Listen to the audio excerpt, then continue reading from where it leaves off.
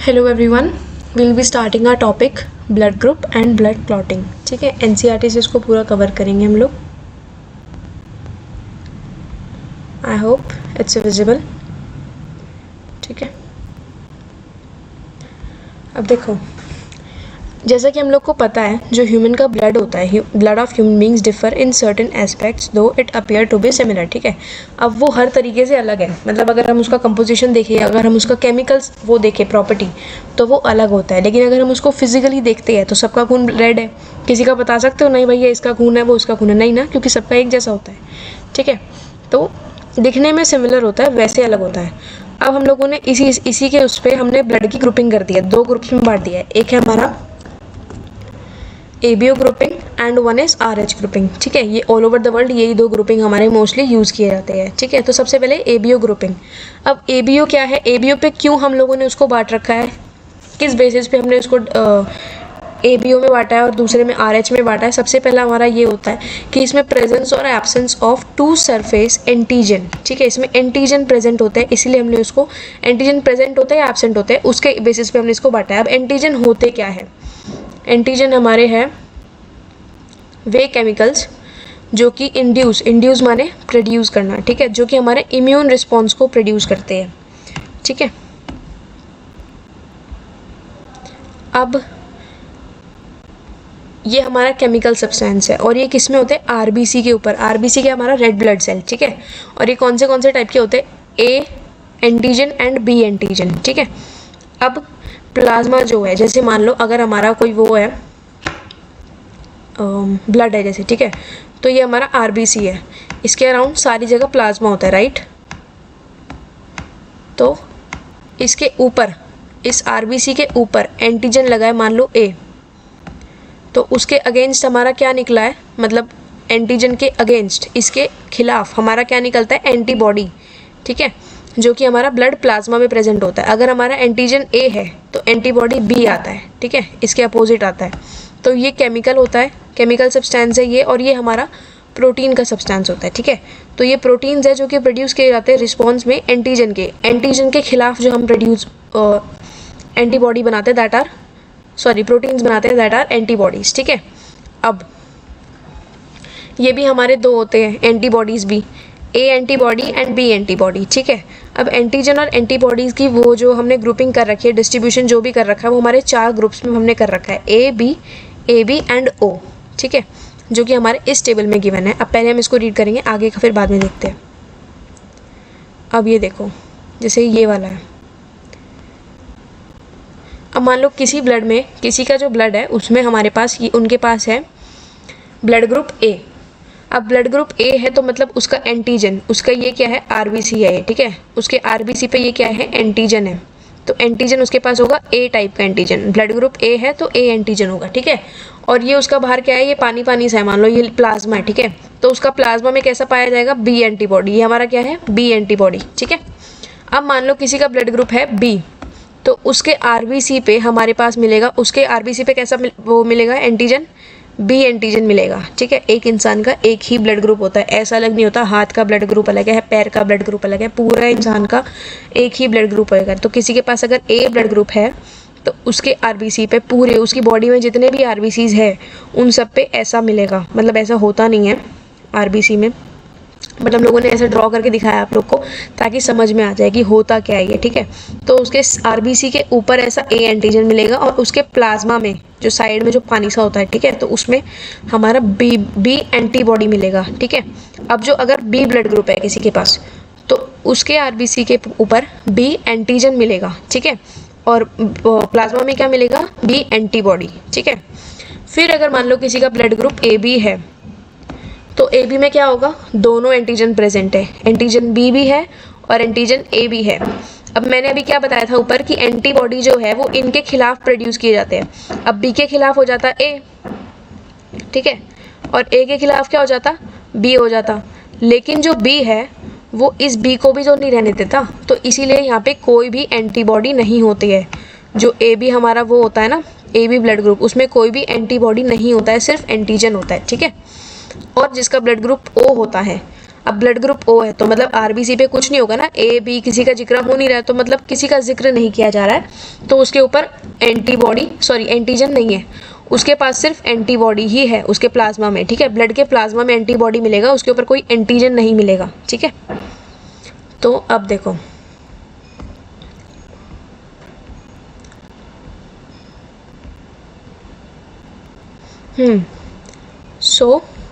अब देखो हमने ये पढ़ा, अब किसी का ब्लड ग्रुप ए है तो एंटीजन कैसा मिलेगा, ब्लड ग्रुप ए था तो एंटीजन कैसा मिल रहा था, ए एंटीजन, राइट। तो एंटीजन कैसा मिलेगा, ए, और उसकी एंटीबॉडी प्लाज्मा में जो उसका बाहरी है पानी पानी सा है, ठीक है, तो लिक्विड है जो, ठीक है, उसमें कौन सा एंटीबॉडी मिलता है, उसके अपोजिट, ठीक है, तो बी मिलेगा, एंटी बी।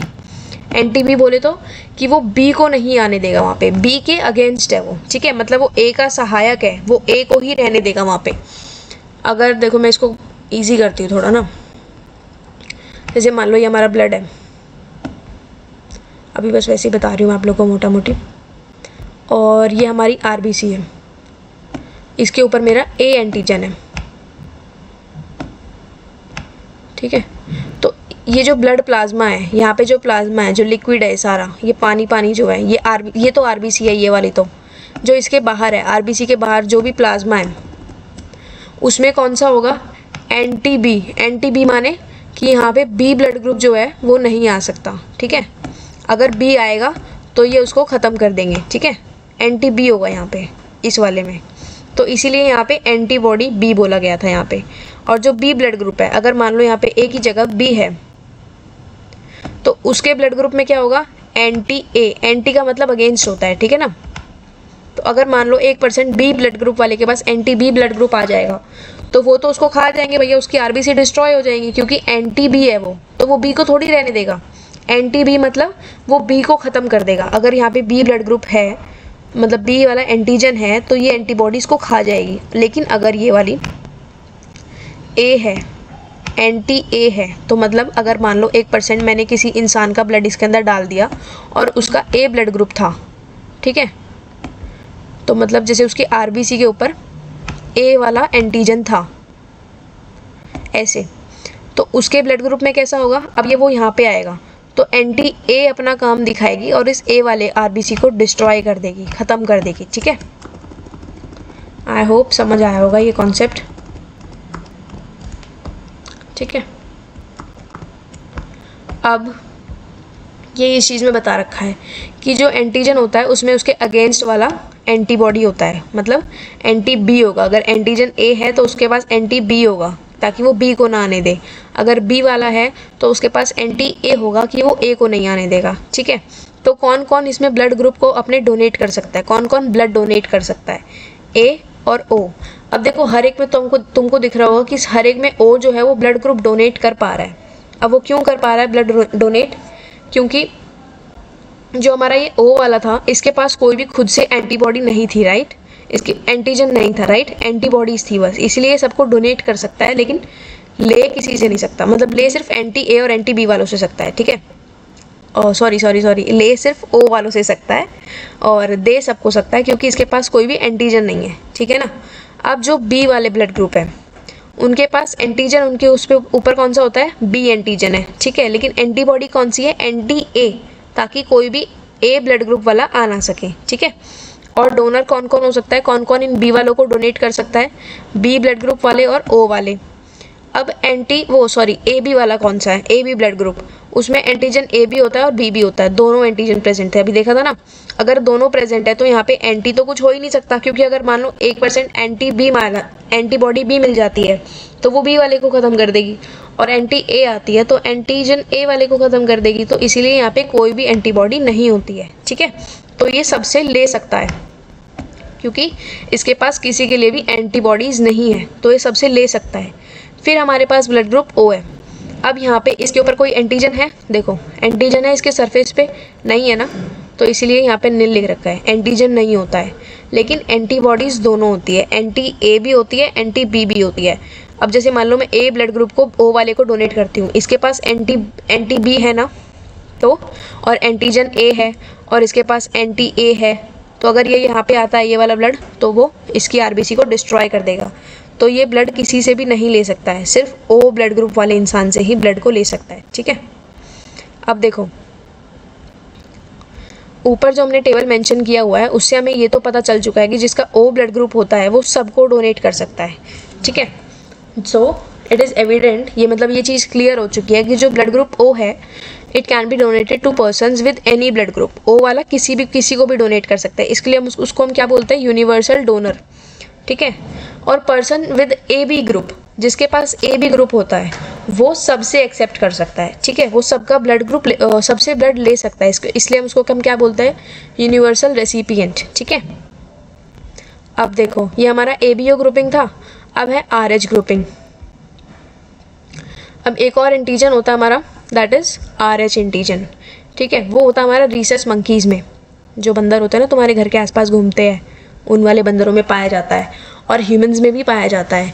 80% ह्यूमन में यही वाला वो होता है ग्रुपिंग। ठीक है, नियरली, बट वो क्या है ना, मेजरली इंडिया के बाहर वाले जो इंसान होते हैं ना, मतलब जैसे फॉरेनर्स जो जिनको हम लोग बोलते हैं वाइट पीपल, ठीक है, उनके ब्लड ग्रुप में मोस्टली पाया जाता है। ठीक है, तो अब देखो जिनके पास ये वाला ब्लड ग्रुप है, आर एच ग्रुप है, उसको हम क्या बोलते हैं, आर एच पॉजिटिव, और जिनके पास ये नहीं है उसको हम बोलते हैं आर एच नेगेटिव।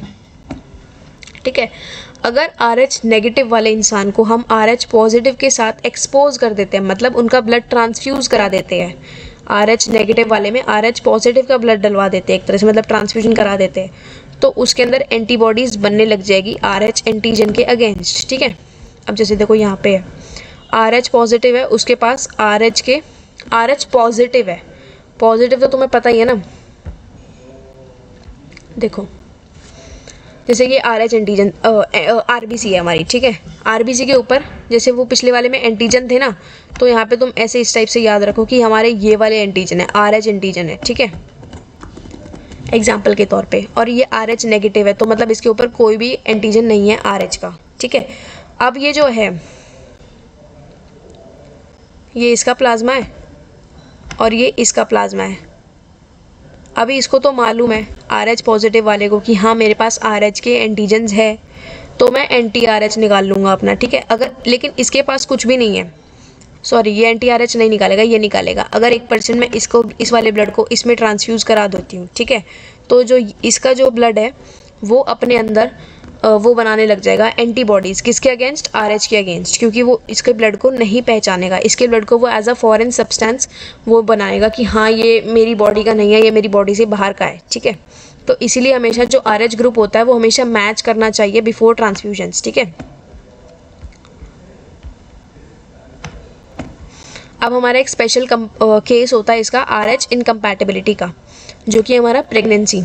ठीक है, जिसको बोलते हैं मिसमैचिंग हो जाती है प्रेगनेंसी के टाइम पे, वो होता है। ठीक है, अब उसमें क्या है कि मम्मी जो है, बच्चे की जो माँ है, मदर है, वो आर एच नेगेटिव है, लेकिन जो फीटस है, जो बेबी है, वो आर एच पॉजिटिव है। ठीक है, अब जैसे इसमें क्या है कि आर एच एंटीजन जो है फीटस के प्रेगनेंसी के टाइम पे, जो फर्स्ट प्रेगनेंसी है उसके टाइम पे वो अपनी मम्मा के ब्लड से नहीं मिलता है।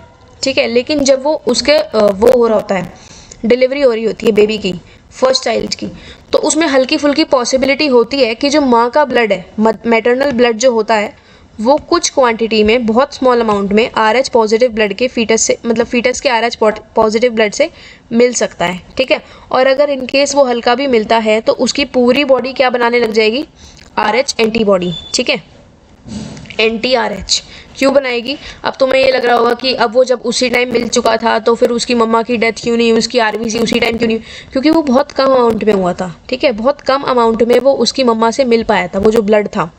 मतलब जैसे मान लो ये फीटस है हमारा, ठीक है, इधर ये प्लासेंटा है और ये बेबी है, कुछ इस टाइप का बेबी है। ठीक है, ठीक है, और ये मदर है पूरी, मतलब ऐसे, थोड़ा हंसना मत। ठीक है, बस बता रही हूँ अभी तुम लोग को मैं एग्जाम्पल के तौर पे, तो समझने की कोशिश करो। ठीक है, अब देखो फर्स्ट प्रेगनेंसी हुई, जो बेबी का ब्लड है प्लासेंटा के थ्रू मम्मा से थोड़ा बहुत मिल जाएगा। मान लो पूरे बॉडी में कितना ब्लड होता है हमारी, ठीक है, वो हल्का फुल्का मिल गया, तो यहाँ का हिस्सा जो है वो अलर्ट हो चुका है कि अब भैया RH के एंटीजन बनाने पड़ेंगे, ठीक है। और हमारा ह्यूमन हार्ट तो पता ही है तुम लोग को कितनी जल्दी जल्दी सारा ब्लड आपस में बांट देता है, राइट। तो उनको पता चल चुका है अब RH के एंटीजन बनाना पड़ेगा, तो पूरी बॉडी में उसी टाइम न्यूज़ फैल जाएगी कि भैया RH एंटीजन बनाओ, खतरा आ चुका है, ठीक है। तो बच्चे की वजह से पूरी बॉडी जो है वो RH एंटीजन बनाने लग जाएगी।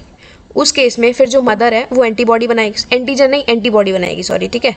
एंटीबॉडी बनाएगी किसके अगेंस्ट? RH एंटीजन के अगेंस्ट, ठीक है। अब उसकी जो सब्सिक्वेंट प्रेगनेंसीज होंगी, मतलब इन फ्यूचर के वाली जो आने वाली प्रेगनेंसी, मान सेकेंड टाइम प्रेग्नेंट होती है मदर, तो उसका सेकेंड टाइम जो डिलीवरी हो रही होगी या फिर कुछ भी दिक्कत है, मतलब तो उसमें क्या होगा, RH एंटीबॉडी जो मदर की है, जो RH नेगेटिव मदर है, ठीक है, वो लीक हो सकती है फीटस के ब्लड में, ठीक है, जो कि है RH पॉजिटिव। अब अगर वो लीक हो जाएगी वहाँ पे फीटस के ब्लड में, अब फीटस तो RH पॉजिटिव है लेकिन मम्मा के पास क्या है, अब RH एंटीबॉडीज़ भी तो है। अब वो फीटस की अगर ब्लड में जाएगी तो वहाँ पे वो फीटल की RBCs को डिस्ट्रॉय कर देगी। इससे क्या होगा, फीटस को दिक्कत होगी काफ़ी, क्योंकि अगर उसकी सारी RBCs को ख़त्म कर देगा कोई तो वो कैसे ज़िंदा रहेगा, उसका सारा ब्लड ही ख़त्म हो गया। तो उस कंडीशन को हम लोग बोलते हैं इरेथ्रोब्लास्टोसिस फीटलिस, ठीक है। इसको हम लोग एडमिनिस्टर कर सकते हैं, इसको हम इस बीमारी को हम लोग अवॉइड कर सकते हैं, हटा सकते हैं। कैसे? anti-RH एंटीबॉडी का इंजेक्शन देके मम्मा को, जैसे ही फर्स्ट चाइल्ड की डिलीवरी हुई वैसे ही, ठीक है। मतलब जैसे ही आपका फर्स्ट बेबी डिलीवर हुआ आपको ये इंजेक्शन दे दिया जाएगा एंड आगे से आपकी बॉडी फिर एंटीबॉडीज़ नहीं बनाएगी anti-RH के अगेंस्ट, और जो फर्स्ट बेबी है या सेकेंड बेबी है जो भी है उनको किसी को दिक्कत नहीं होगी, ठीक है। अब हम लोग बढ़ते हैं अपने सेकेंड टॉपिक पर, दैट इज़ ब्लड क्लॉट। अब ये देखो, अब आपके कभी फिंगर में कट लग जाता है या आपको कभी खुद से चोट लग जाती है तो जो ब्लड है वो निकलता ही रहता है क्या? पूरा दिन ब्लड निकलता ही रहेगा? नहीं ना, वो एक टाइम पे ब्लड फ्लो होना स्टॉप हो जाता है। आपको पता है क्यों होता है? क्योंकि आपका ब्लड कोएगुलेट हो जाता है, क्लॉट बना लेता है, कोएगुलेशन करता है, ठीक है। अब वो कैसे करता है, लेकिन वो क्लॉटिंग किसके अगेंस्ट करता है? वो रिस्पॉन्स देता है ना किसी चीज़ का। आप अगर अपने आप को चूटी काटते हो तो आपने किसी को थप्पड़ मारा नहीं, किसी ने आपको थप्पड़ मारा, आप उसको उल्टा थप्पड़ मारोगे ना, आप उसका रिस्पॉन्स भी तो दोगे। तो अगर आपके ऊपर कोई ट्रॉमा है या आपके ऊपर कोई इंजरी है तो आपकी बॉडी भी तो उसका रिस्पॉन्स देगी ना। तो देखो, मान लो यहाँ से आपको ऐसे कट लग गया, ठीक है, ये हमारी पूरी ब्लड वेसल है, यहाँ से ब्लड लीक हो रहा है। अब इनको पता चल चुका है कि हमारी RBCs जो है वो बाहर जा रही है, अब हमें इसका कुछ इलाज करना पड़ेगा। तो यहाँ पे ये क्या करेंगे, वेसल को कॉन्ट्रैक्ट कर देंगे, माने पिचका देंगे थोड़ा सा, ठीक है, ताकि कम ब्लड निकल पाए, यहाँ से बहुत ज़्यादा ना निकल पाए। उसके बाद जितनी भी RBCs है यहाँ पे, जितनी भी प्लेटलेट्स है, सॉरी, ये प्लेटलेट्स क्या हो जाएंगी, थोड़ी चिपकू हो जाएंगी और आपस में चिपक जाएंगी। जैसे ही चिपक जाएंगी फिर ये फिब्रिनोजन से एक क्लॉट बना लेती है, जिसको हम बोलते हैं जो कि फाइबर का बनता है, फिर वो फिब्रिन क्लॉट माना जाता है, ठीक है। और देखो ब्लड क्लॉट्स कुछ ऐसे दिखते हैं आपके, ये देख रहे हो, ठीक है। और देखो ये भी एक फिगर है, ये देखो। अभी हमने लास्ट वाले चैप्टर में पढ़ा था ना कि ये जो हमारे प्लेटलेट होते हैं वो थोड़े इनएक्टिव फॉर्म में होते हैं, और यहाँ पे क्या लिखा हुआ है, एक्टिवेटेड प्लेटलेट।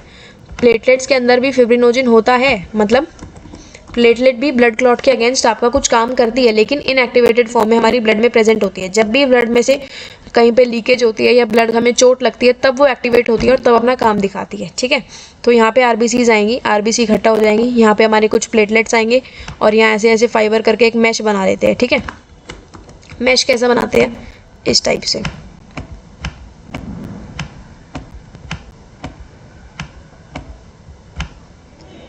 ठीक है। और फिर इसको ऐसे सील देंगे, मतलब अपना काम वो अपना सर्जरी सब खुद ही करते हैं डॉक्टर्स की तरह, ठीक है।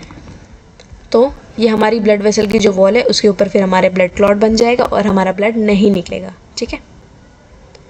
अब ये देखो, ये जो मैकेनिज्म हमारा होता है ये ब्लड क्लॉट से हमें बचाने का और ये सब करने का, अरे यार ये वो क्यों नहीं हो रहा,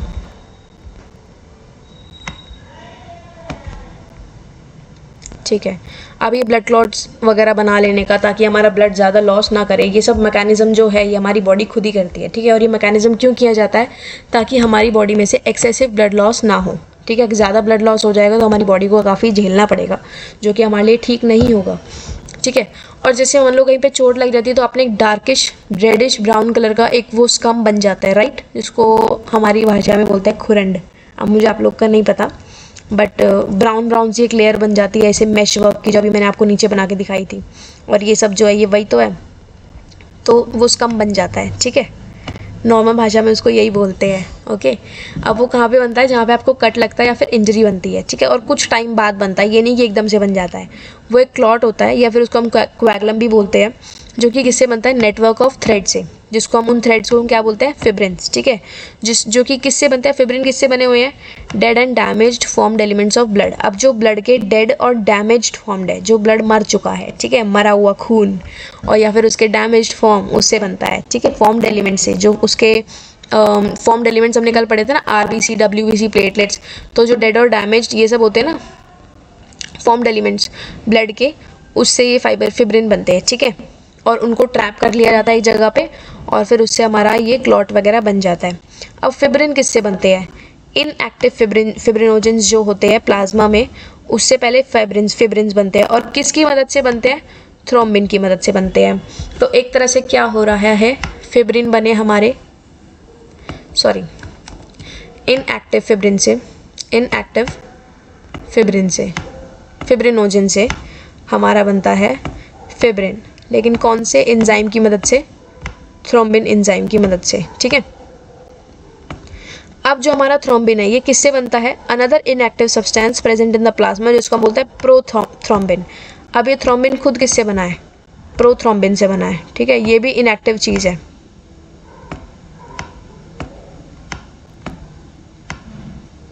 ठीक है, प्रोथ्रोम्बिन से बना है। अब एक एंजाइम होता है थ्रोम्बोकाइनेज, जिसको ये जो रिएक्शन हो रहा है, ये अबव रिएक्शन ये वाला, इसके लिए बनाया जाता है, इससे बनता है मतलब वो। तो यहाँ पे हमारा थ्रोम्बोकाइनेज ज़रूरी है। मैं शॉर्ट फॉर्म में लिख रही हूँ, ठीक है, अपने नोट्स आप लोग बनाने हैं आपको, ठीक है। अब ये पूरा प्रोसेस क्या है, ये एक लिंक्ड है ना, ये इससे बन रहा है लेकिन इसको इसकी मदद चाहिए, ये इससे बन रहा है लेकिन इसको इसकी मदद चाहिए। तो इस पूरे को प्रोसेस को हम क्या बोलते हैं, कास्केड थ्योरी, सॉरी, ठीक है। इस पूरे प्रोसेस को हम लोग क्या बोलते हैं, कास्केड थ्योरी, ठीक है, या फिर कास्केड प्रोसेस भी बोलते हैं। और ये पूरा हमारा एंजाइमिक रिएक्शन है, लिंक्ड एंजाइमिक, आपस में लिंक्ड है सब कुछ, ठीक है, जिसमें हमारे बहुत सारे फैक्टर्स चाहिए होते हैं जो कि इनएक्टिव स्टेट में होते हैं, फिर उनको एक्टिवेट किया जाता है किसकी मदद से, बहुत सारे एंजाइम्स की मदद से, ठीक है। और कोई भी इंजरी या कोई भी ट्रॉमा जो होता है, उसमें जो प्लेटलेट्स होती है वो क्या रिलीज करने लग जाती है, काफ़ी सारे फैक्टर्स जो कि हमारे एक्टिवेट कर देते हैं मैकेनिज्म ऑफ कोआगुलेशन के, ठीक है। अब कुछ फैक्टर्स जो होते हैं वो टिश्यू के द्वारा भी रिलीज़ किए जाते हैं, जिससे क्या होता है, कोआगुलेशन उसी टाइम हमारा इनिशिएट हो जाता है, इनिशिएट माने शुरू हो जाता है, ठीक है। हमारे जो कैल्शियम आयंस है वो भी काफ़ी इंपॉर्टेंट रोल प्ले करते हैं क्लॉटिंग में। क्या काम होता है उनको, मैश ऑफ फिब्रिन्स जो होता है उसको स्टेबलाइज करते हैं, जो अभी हमने यहाँ पे मैश बनाया था नीचे ये वाला, इसको स्टेबलाइज करने के काम आते हैं ये, ठीक है। आई होप आपको ये टॉपिक समझ आया होगा। और ये जो है ये पूरी कास्केड थ्योरी है, ये नीचे फोटो में, ठीक है। अगर आप लोग को पढ़ना हो तो आप लोग इसका स्क्रीनशॉट ले सकते हो, मतलब काम की है, इसमें थोड़े से प्रोसेस और लिखे हुए हैं बट आपकी एनसीईआरटी में गिवन नहीं है, ठीक है। Thank you.